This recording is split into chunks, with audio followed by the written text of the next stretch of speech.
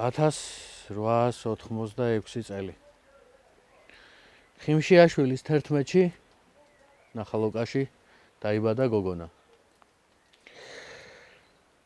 ყრმა ბავშვობაში მან დაკარგა დედა, რის შემდეგაც მას დედინაცვალი ზრდიდა. იგი საკმაოდ სუდად ექცეოდა მას, კაცრად, სასტიკად.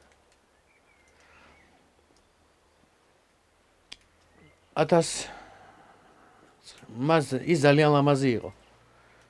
მთელი ქალაქი მასზე საუბრობდა. ეს ადამიანი, ეს გოგონა გახდათ ნეტარი ანასტასია ჯდომარე.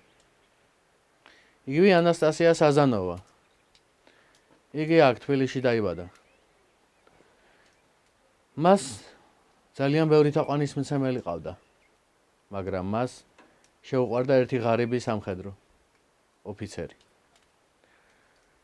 1905 წელი იდგა ზაფხული. პირველი მსოფლიო ომი დაიწყო, რის შედეგადაც ღარიბ ჯარისკაცს მოუწია ფრონტზე წასვლა, მაგრამ სანამ იგი ფრონტზე წავიდოდა, იგი მან მიაკითხა ანასტასიას სახლში გამოსამშვიდობებლად.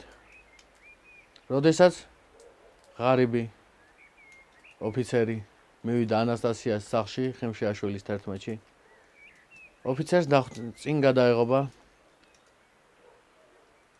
დედინაცვალი, რომელმაც უთხრა, რომ ანასტასიამ როდესაც ეს ამბავი გაიგო,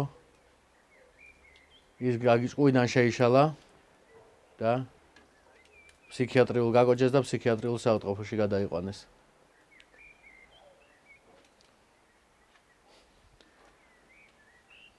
როდესაც ოფიცერმა ეს ყოველივე შეიტყო, მან ამოიღო თოფი და იქვე თავი მოიკლა. სიცოცხლე თვითმკვლელობით დაასრულა. ამ დროს ანასტასია იმყოფებოდა ტაძარში წირვაზე. როდესაც ანასტასიამ სახლში დაბრუნდა და დაინახა მისი ასე ვთქვათ რჩეული გარდაცვლილი, დაემხო მუხლებზე და 1970 წლამდე ის იყო ჯდომარე და ლოცულობდა იმ ადამიანისთვის, რომელმაც სიცოცხლე თვითმკვლელობით დაასრულა. მინდა აქვეა აღნიშნო ის ფაქტი, რომ დედინაცვალი მჯდომარე ანასტასიას საკმაოდ კაცრად ექცეოდა, ზამთარში მით უმეტეს.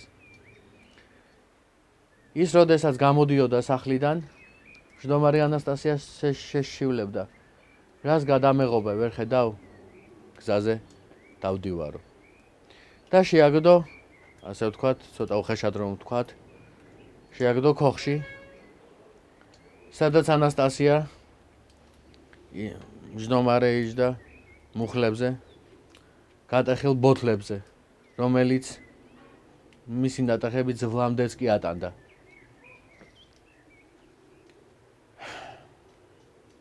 $1970 წელს ჯდომარე ანასტასია გარდაიცვალა. გარდაიცვალა და მთელ თბილისს დაამახსოვრებინა მან თავი. თუ როგორი უნდა იყოს რეალური სიყვარული და ამ საქციელით მან უთხრა საზოგადოებას, რომ რეალური სიყვარული არასოდეს კვდება. ჯდომარიან ჩვენ დღეს ვიმყოფებით ჯდომარე ანასტასიას საფლავზე, კუკიაზე, თბილისში. აქ დაკრძალულნი არიან ანასტასია საზანოვა და ჩემს უკან ვერა საზანოვა, მისი და.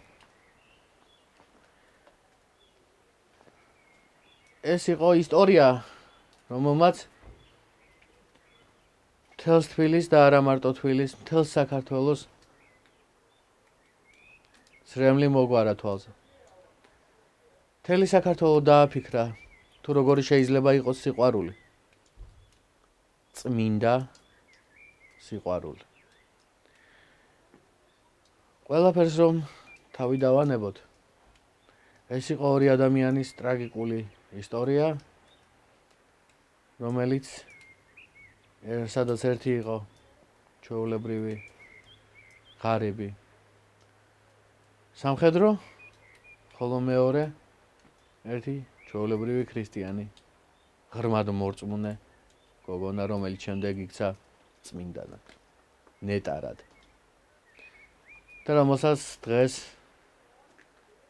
ყველა მთელი უბანი მოიხსენიებს ჯდომარე წმინდა ანასტასიად. როდესაც ამ სიუჟეტის გასაკეთებლად მე და ჩემი ოპერატორი და პროდიუსერი მალხაზ გაბადაძე მოვდიოდით, მთელი უბანი ძალიან თბილად მოიხსენიებდა ჯდომარე ნეტარ ანასტასიას. რომ ვეკითხებოდით თუ სად იყო მდებარეობდა მისი საფლავი, ყველა მიცოდა, იმიტომ რომ ეს არის ისეთი ისტორია, რომელიც აღარასოდეს განმეორდება. ეს არის ისტორია სიყვარულზე, რომელმაც დააფიქრა მთელი თბილისი. და დამაფიქრა მეც, თუ როგორი შესაძლოა იყოს წმინდა სუფთა სიყვარული. ამინ.